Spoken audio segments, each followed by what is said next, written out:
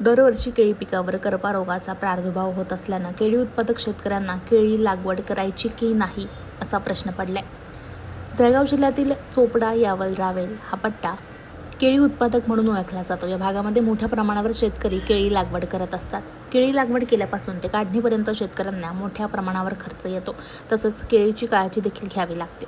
गेल्या काही वर्षांपासून केळी पिकावर करपा रोगाचा प्रादुर्भाव होत असल्यानं केळी उत्पादक शेतकऱ्यांना करपा आटोक्यात आणण्यासाठी बराच खर्च करावा लागतोय।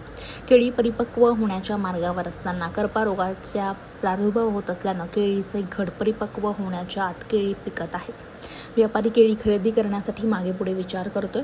केळी उत्पादक शेतकऱ्याला व्यापाऱ्यामागे फिरावं लागते, म्हणून खराब होण्याआधीच कमी भावात केळी ही द्यावी लागतात। अशी परिस्थिती कायम राहिली तर येणाऱ्या काळामध्ये केळी उत्पादक परिसर म्हणून ओळखला जाणारा हा भाग केळी लागवड करायची की नाही याचा विचार करण्याची वेळ इकडच्या केळी उत्पादक शेतकऱ्यावर आलेली आहे।